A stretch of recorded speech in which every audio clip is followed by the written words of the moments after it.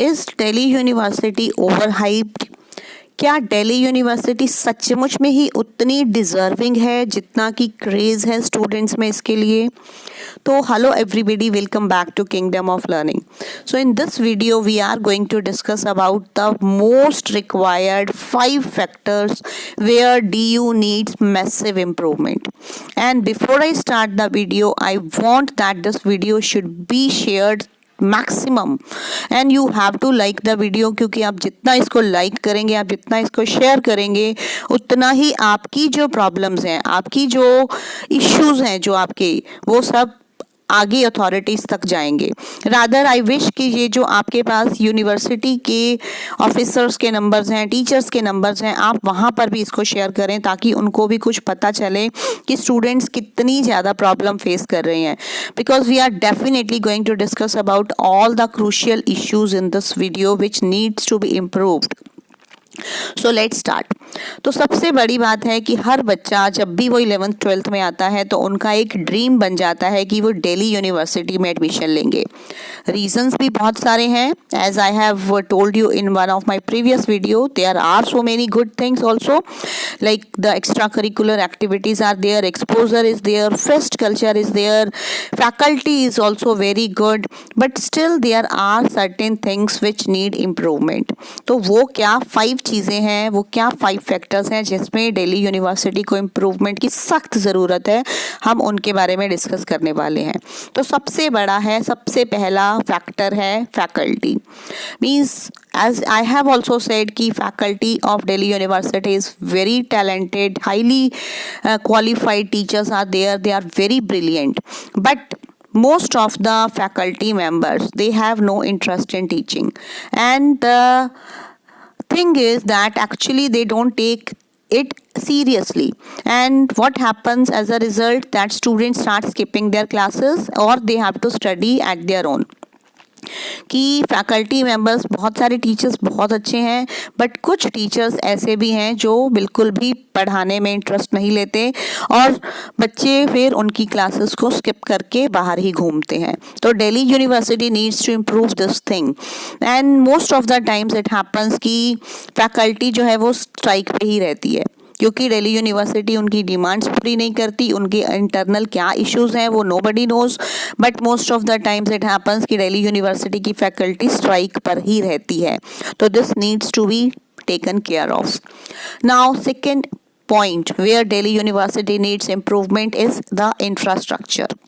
Now बहुत सारे colleges ऐसे हैं कि ठीक है उनका इंफ्रास्ट्रक्चर बहुत अच्छा है, but most of the colleges their buildings are so dilapidated, इतनी टूटी फूटी हैं कि उनकी रिपेयर हुए हुए सालों हो चुके होंगे, या तो मीन्स उनमें प्रॉपर फैसिलिटीज़ हैं ही नहीं, अगर हैं भी तो वो नहीं है.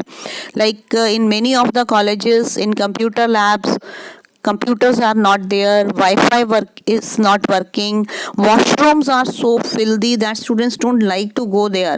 Means अगर आप students के experiences को कहीं read करेंगे या उनसे बात करेंगे तो you will come to know कि वहाँ के जो washrooms हैं कॉलेजेस के, वो पब्लिक वॉशरूम्स से भी खराब हैं. तो students don't like to go there, and in many colleges the buildings are just about to crumble down.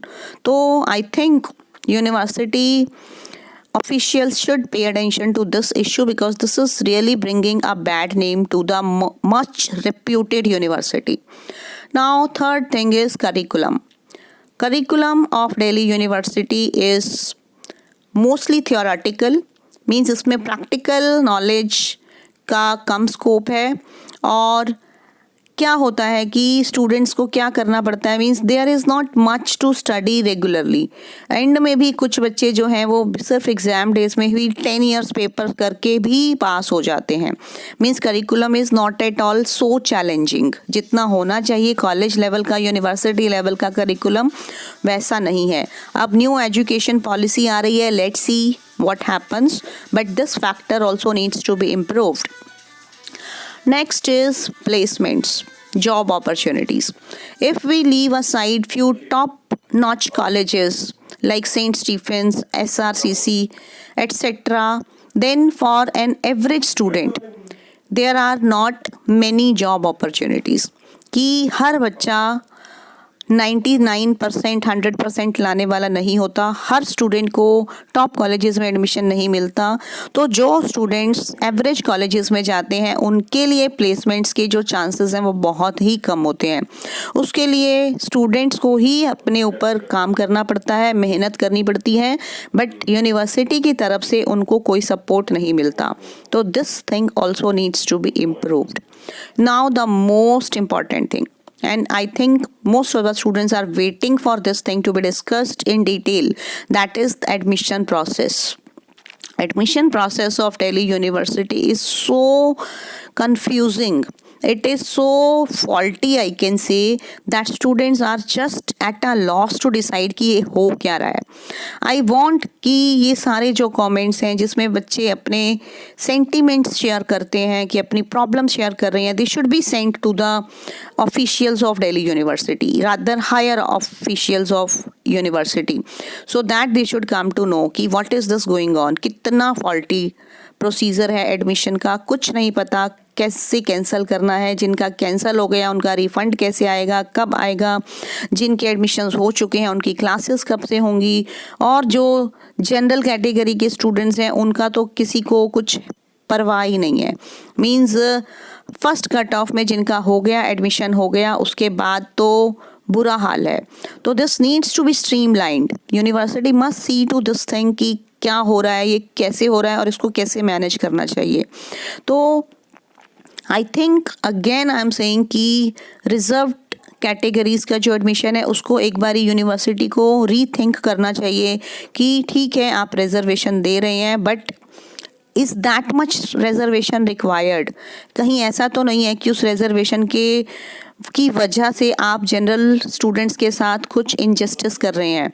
तो I think there are many issues related to admission process of Delhi university which need to be re observed by the chancellor और dean और vice chancellor और anybody. So guys please share this video with maximum number of people, हो सके तो उनको भी WhatsApp कर दो, because we are not saying anything wrong, हम अपना पॉइंट रख रहे हैं। And if you will not से something, how will they come to know? और हो सकता है उनको पता भी हो, but who will bring improvement? Obviously the higher authorities, not me or you. So we can only do one thing, we can raise our voice, we can keep our point, rest is in their hands only.